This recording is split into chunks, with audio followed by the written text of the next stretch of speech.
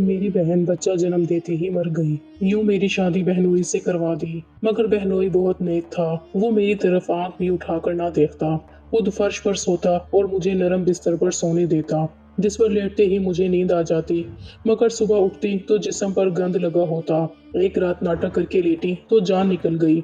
जब बारी बारी बाजी की शादी को 6 महीने गुजर चुके थे, मगर उनके चेहरे पर वो खुशी मखफूज थी जो नई नवेली दुल्हन के चेहरे पर नजर आती। जब उनसे उनकी उदासी का सबब पूछती तो वो खामोश हो जाती या फिर मुझे टाल देती।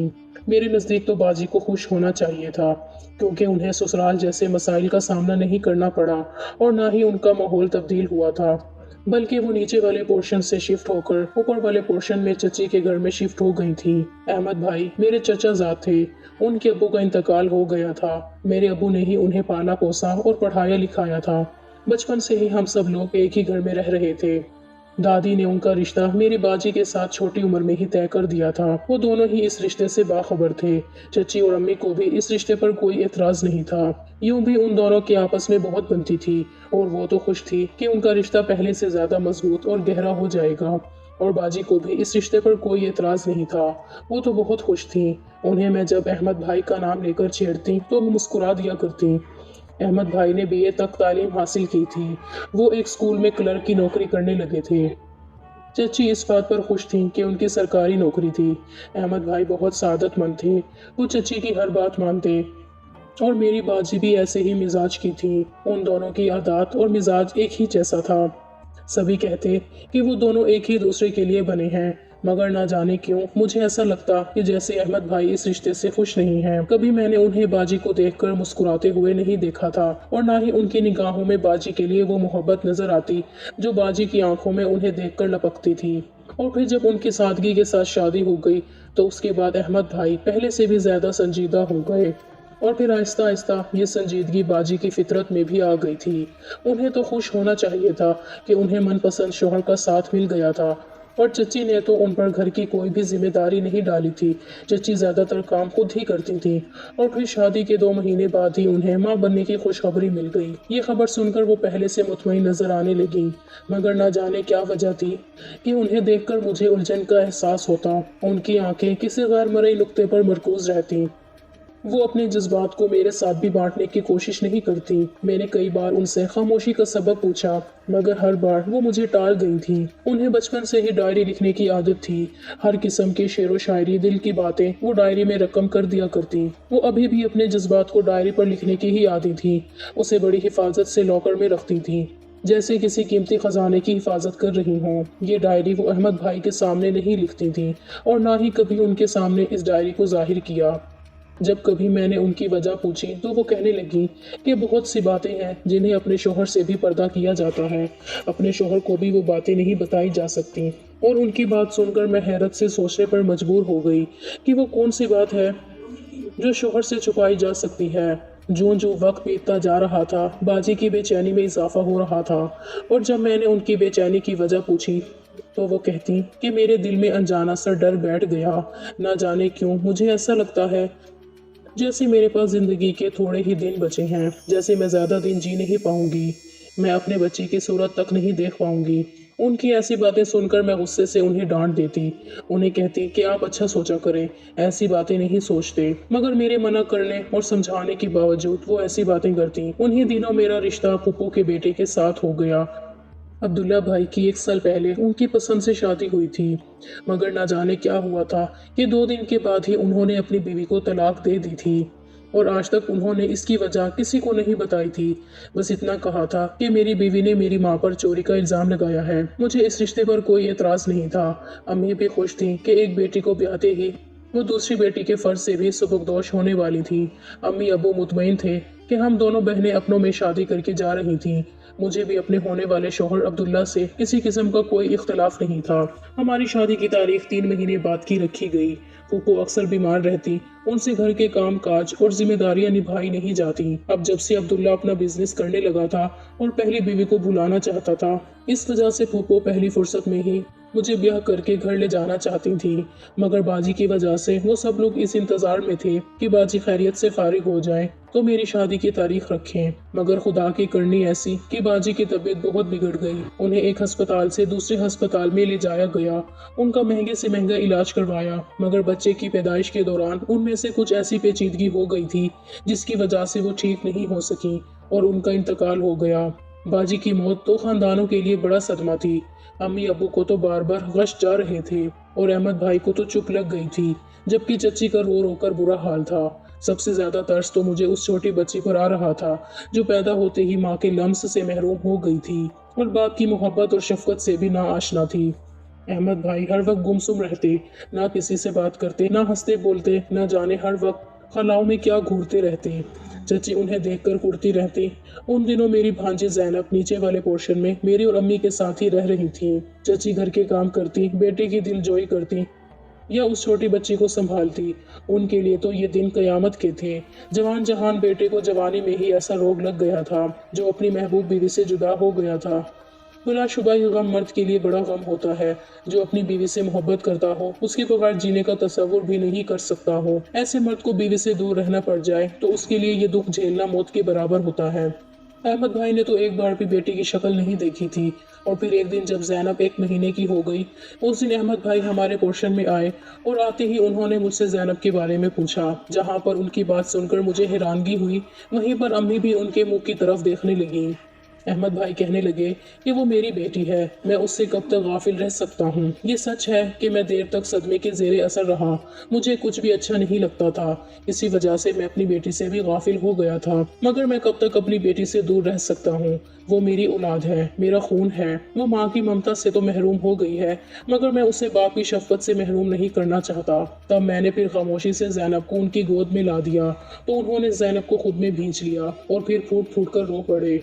तब मेरी आंखें भी नम हो गई, मेरा गम फिर से ताज़ा हो गया। मुझे ज़ैनब के साथ रहने की आदत हो गई थी, मगर अब जब से अहमद भाई ज़ैनब को साथ ऊपर वाले पोर्शन में ले गए तो मैं घर में बुलाई बुलाई फिरती और फिर भागकर ऊपर वाले पोर्शन में जाती। जब ज़ैनब को अपनी आंखों से देख लेती, प्यार कर लेती, तब जाकर मुझे तसल्ली होती और चच्ची गहरी सांस लेकर कहती कि आज अगर इसकी माँ जिंदा होती तो इसके लाड उठाती, इससे मोहब्बत जताती। मैं उस बच्ची को देखती तो मेरा दिल कट कर रह जाता। अब कौन इस बच्ची को ममता का प्यार देगी? माँ की कमी तो कोई पूरा नहीं कर सकता। हम उसके साथ जितना मर्जी मोहब्बत जता लें, मगर उसके लिए उसकी माँ कभी नहीं बन सकते। बात चची की भी ठीक थी, बाजी की कमी तो कोई भी पूरी नहीं कर सकता था। अहमद भाई की जिंदगी में जो खला पैदा हो गया था वो शायद उनकी दूसरी बीवी ही आकर पूरा कर सकती थी, मगर ज़ैनब का खला तो कोई औरत भी पूरा नहीं कर सकती थी, चाहे वो उसका कितना ख्याल रखने वाली ही ना होती। फिर आंसू पोंछते हुए मैं नीचे आई। बाजी को हमसे बिछड़े 6 माह का अरसा गुजर गया था। फिर एक दिन फूफो घर आई और कहने लगी कि बिलाशुबा सबा का गम बहुत बड़ा है, हम चाहकर भी उसे भूल नहीं सकते, मगर मरने वालों के साथ मरा नहीं जाता। हम खुद पर अपनी खुशियां हराम नहीं कर सकते, हम जीना नहीं छोड़ सकते। उनकी बातों की तमहीदें मैं अच्छे से समझ रही थी। तभी मैं वहाँ से चाय बनाने के बहाने उठ गई और फिर उन्होंने अम्मी अब्बू को मेरी शादी की तारीख देने के लिए कायल कर लिया। वो शादी की तारीख लेकर ही वहाँ से चली थी। जाते जाते मेरे माथे पर प्यार भी करके गई। अब मैं दिन में जिस वक्त भी चाहती उसे गोद में उठा लिया करती, उसे प्यार जता लिया करती। मगर अब तो मैं रुखसत होकर अपने ससुराल जा रही थी। बेशक वो मेरी फूफो का घर था, मगर मैं जानती थी कि शादी के बाद औरत पर बहुत सारी जिम्मेदारियां आ जाती हैं और ना जाने मैं फिर कितने दिन तक ज़ैनब से मिल भी नहीं सकूंगी। ये सोच आते ही मैं फूट फूट कर रो पड़ी। आज फिर बाजी मुझे शिद्दत से याद आ रही थी। आज मुझे ऐसा महसूस हो रहा था जैसे मेरा दिल गम से फट जाएगा। दिन जैसे पड़ लगाकर उड़ते गए थे। मेरी शादी में महज चंद दिन रह गए थे। उस दिन अहमद भाई मेरे कमरे में आए। उनके हाथ में एक छोटा सा डब्बा था। वो डब्बा मेरे हाथ में देखकर कहने लगे कि मैं ये तुम्हारे लिए तोहफा लेकर आया हूँ। मैंने हैरत से उनके चेहरे की तरफ देखा, क्योंकि वो आज तक मेरे लिए कभी कोई तोहफा लेकर नहीं आए थे। जब मैंने खोलकर देखा तो उसमें बहुत प्यारे कीमती बेशबहा कंगन थे। ये देखकर मेरी आंखें फटी की फटी रह गईं। वो बहुत नफीस कंगन थे और इतना कीमती तोहफा लेने से मैं हिचकिचा गई थी। उन्हें कहने लगी कि मैं इतना कीमती तोहफा नहीं ले सकती। अहमद भाई कहने लगे कि ये मैंने तुम्हारे लिए लिया है, अगर तुम इसको लेने से इनकार करोगी तो मुझे ऐसा लगेगा जैसे तुम मुझे अपना नहीं समझती। मगर एक बात ध्यान में रखना, ये तो तुम किसी के भी सामने जाहिर नहीं करोगी किसी को पता नहीं चलना चाहिए कि ये तुम्हारे कंगन मैंने तुम्हें दिए हैं। उनकी बात सुनकर मैंने हाँ में सर हिला दिया। मैं समझ गई कि ये बहुत कीमती तोहफा है, इस वजह से वो नहीं चाहते कि मैं किसी को बताऊं। फिर वो कंगन मैंने अपने लॉकर में रख दिया। अम्मी को भी ये बात बताना भूल गई थी। दिन यूं ही चुटकियां बजाते गुजर गए। 2 दिन के बाद मैं रुखसत होकर पप्पू के घर आ गई थी। अब्दुल्ला बहुत अच्छे थे और मेरी तवक्को से बढ़कर ख्याल रख रहे थे। मैं भी इस बात पर खुश थी कि मैं बाजी की तरह ब्याह करके ख़ानदान में गई थी और मुझे किसी भी मसाइल का सामना नहीं करना पड़ रहा था। उस दिन अब्दुल्ला मुझे कहने लगे कि आज एक दावत में जाना है, तुमने बहुत अच्छे से तैयार होना है और इतना खूबसूरत लगना है कि जो तुम्हें देखे देखता रह जाए। उनकी बात सुनकर मैं दिल खोलकर मुस्कुरा दी। फिर मैंने अब्दुल्ला की पसंद के कपड़े पहने, बहुत अच्छा मेकअप किया और जब ज्वेलरी पहनने लगी तो मुझे अहमद भाई के दिए हुए कंगन का ख्याल आया। मैंने वो कंगन पहन लिए और आईने में अपना तनकीदी जायजा लेने लगी। बिलाशुबा मैं ज़्यादा खूबसूरत लग रही थी। मुझे इस बात का यकीन था कि जब अब्दुल्ला मुझे देखेंगे तो मुझे सराहे बगैर नहीं रह सकेंगे और फिर ऐसा ही हुआ। शाम को जब अब्दुल्ला घर आए तो मुझे मोहब्बत पाश नज़रों से देखने लगे और मेरी तारीफ करते हुए कहने लगे कि आज रूह ज़मीन पर तुमसे ज़्यादा हसीन औरत कोई भी नहीं लग रही। मैं खुशकिस्मत हूँ कि तुम्हारी जैसी लड़की मुझे मिली है, जो ना सिर्फ दिखने में हसीन है बल्कि उतनी ही नेक सीरत भी है, जिसका किरदार पानी की तरह शफाफ है, जिसकी सारी ज़िंदगी मेरी आंखों के सामने गुजरी है। तभी उन्होंने मेरा हाथ थाम लिया। फिर यकदम उनके चेहरे के तासुरात बदल गए। वो मेरे हाथ को उलट पलट कर देखने लगे। उनके चेहरे का रंग बदल गया। वो सूख चेहरा लिए मुझे गुस्से से देखने लगे और कहने लगे कि ये तुम्हारे पास कंगन कहाँ से आए। तब मैंने मुस्कुराते हुए उन्हें कह दिया कि ये मुझे किसी ने शादी का तोहफा दिया है। कितने प्यारे हैं ना ये, और मेरे हाथ में ये ज़्यादा अच्छी लग रही हैं। तब अब्दुल्ला ने मुझे एक झटके से फेंका। मुझे गुस्से और नफरत से देखने लगे। मुझे कहने लगे कि मैं कभी सोच भी नहीं सकता कि तुम ऐसा करोगी। तुम लालच में इस हद तक गिर जाओगी कि अच्छाई बुराई की तमीज खो बैठोगी। तुम्हारी वजह से मेरी मोहब्बत मुझसे छिन गई। तुम्हारी वजह से मेरी खुशियां मुझसे रूठ गई। तुम क्या समझती हो कि मैं तुम्हें अपनी जिंदगी में शामिल किए रखूंगा? तुमने मेरी जिंदगी को आग लगा दी। अब तुम खुद भी कभी सुकून से नहीं रह सकोगी। ये कहकर वो कमरे से बाहर निकल गए थे और मैं वहीं पर बैठकर दरवाजे की तरफ देखती रह गई। मुझे कुछ समझ नहीं आ रहा था कि ये सब क्या था। आखिर मैंने ऐसा क्या किया था जो मेरे शोहर को मुझे देखते ही गुस्सा आ गया। यकीनन इन कंगन में ऐसी कोई बात है जिसकी वजह से मेरे शोहर ने मुझे ये सब कहा, मगर वो ऐसा कैसे कर सकते थे? आखिर इन कंगन में ऐसा क्या है जो मुझसे यूं गुस्सा हो गए? पूरी रात गुजर गई। उसके बाद मेरे शोहर कमरे में नहीं आए। मेरा रो रो कर बुरा हाल हो गया। मैं बार बार उन्हें कॉल करती रही मगर वो मेरी कॉल नहीं उठा रहे थे। बार बार मेरी कॉल करते थे। पूरी रात वो घर नहीं आए। फूफो ने मुझसे पूछा कि अब्दुल्ला कहाँ है। तुम दोनों ने तो कल एक दोस्त के घर दावत पर जाना था, मगर वो तो अभी तक घर नहीं आया। तब मैंने फूफो को ये कहकर टाल दिया कि उन्हें जरूरी काम से जाना पड़ गया है। मैंने फूफो को बात नहीं बताई थी। उनसे ये भी छुपा लिया था कि अब्दुल्ला मुझसे नाराज हो गए हैं, वो मुझसे खफा हैं। अगर फूफो को बता देती तो न जाने वो मेरे बारे में कैसे अंदाजे लगाने लगती। मैंने फौरन से कंगन उतार कर रख दिया और हाथ मुंह धोकर मेकअप भी उतार लिया। पूरी रात मैं अब्दुल्ला का इंतजार करती रही। फिर अगले दिन वो घर वापस आए तो उन्होंने मेरे सामने खाकी लिफाफा फेंका। उनकी आंखें सुर्ख अंगारा हो रही थीं और चेहरे का रंग भी पीला हुआ था। मैं उन्हें देखकर रह गई। फौरन से उनके पास आई, उन्हें कहने लगी कि क्या बात है, आप इतना परेशान क्यों हैं? रात भर कहाँ थे? मुझ पर आपको गुस्सा किस बात का है? आखिर मैंने ऐसा क्या किया है जो आपने बिना किसी बात के मुझसे पूछे इतनी बातें सुनाकर चली गए? आखिर मैंने ऐसा क्या किया है? पूरी रात का गुस्सा था जो मैंने अपने शोहर को देखते ही उन पर उबल पड़ा था।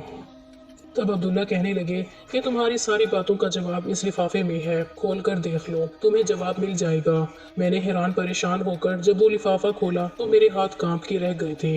आंखों के सामने अंधेरा छा गया था और चेहरे का रंग बिल्कुल सफेद पड़ गया था। मैं कभी सोच भी नहीं सकती थी कि अब्दुल्ला मेरे साथ ऐसा भी कर सकते हैं, मगर इसकी वजह क्या थी मैं वही समझने से कासिर थी। मैंने अब्दुल्ला से कहा कि आपने मुझे तलाक क्यों दी? बगैर मेरे किसी कसूर के, मुझसे सफाई लिए बगैर आपने मुझे किसकी सजा सुनाई है? तब वो कहने लगे कि तुम्हें बेहतर पता होगा कि मैंने तुम्हें किस चीज़ की सज़ा सुनाई है। अब तुम दफ़ा हो जाओ मेरे घर से, निकल जाओ, अब अपनी शक्ल गुम करो। मैं दोबारा तुम्हारी सूरत भी देखना नहीं चाहता। तब मैं रोते धोते घर आई तो घर आते ही मैंने ये क़यामत खेज़ खबर अपने माँ बाप को सुनाई थी। ये खबर सुनते ही अब्बू को हार्ट अटैक आ गया। अब्बू को देखकर मैं अपना गम, परेशानियां, दुख सब कुछ भूल गई। और जब हम अब्बू को अस्पताल में ले गए तो वहां पर आकर मालूम हुआ कि अब्बू तो रास्ते में ही दम तोड़ गए थे। ये खबर नहीं बल्कि उनके लिए मौत का परवाना साबित हुई थी, जो उनकी जान ले गया था। घर में मैयत थी और मैं उजड़ी बिछड़ी हालत में अपने बाप की मौत के साथ अपने नसीबों को रो रही थी। अभी तक इस कयामत खेज खबर के बारे में सभी लोग वाकिफ नहीं थे। कोई भी नहीं जानता था कि अचानक से मेरे अब्बू को क्या हुआ, उनके हार्ट अटैक की वजह क्या बनी थी। मगर मैं और मेरी माँ जानते थे कि हम दोनों पर कैसे कयामत गुजर गई। अब्दुल्ला और फूफो घर में आए थे। फूफो भी मुझसे उखड़ी उखड़ी सी थी। ना तो उन्होंने मुझे गले से लगाकर तसल्ली दी और ना ही मुझे अबू का कुर्सा दिया था। बेशक मेरा उनके साथ रिश्ता खत्म हो गया था, मगर फूफे भतीजे का रिश्ता तो हम दोनों के दरमियान अभी भी कायम था। मैं उनके भाई की बेटी थी और उन्हें तो मेरा एहसास करना चाहिए था। मेरे गम में मुझे सहारा देना चाहिए था, मगर वो मुझे छोड़कर चली गई। जब अबू को फौत हुए काफी दिन गुजर गए, तब आहिस्ता आहिस्ता सब लोगों में ये बात फैल गई कि फूफो ने सब लोगों को बता दिया था कि मेरी और अब्दुल्ला की अलैदगी हुई है, मगर उन्होंने अलैदगी की वजह नहीं बताई। ये खबर सभी के लिए हैरान कुन थी कि अब्दुल्ला ने बगैर किसी कसूर के गलती के मुझे तलाक क्यों दी। फूफो भी इस बारे में कुछ भी बताने पर रजामंद नहीं थी। वो कहने लगी कि मेरी भतीजी, उसकी इज्जत रखना हम लोगों पर फर्ज है। अगर हम ही उसे बदनाम करेंगे तो हम में और गैरों में क्या फर्क रह जाएगा। फूफो की बात सुनकर मैं इंतहाई कुर्ब से हंस पड़ी थी। जो उन्होंने मेरे साथ किया था, जो बदनामी का टीका उन्होंने मेरे सर पर सजा दिया था, इससे बढ़कर वो लोग मेरे साथ और क्या गलत कर सकते थे। बगैर किसी कसूर के अब्दुल्ला ने मुझे तलाक की सजा सुना दी थी। मुझे सब लोगों में तमाशा बना दिया था।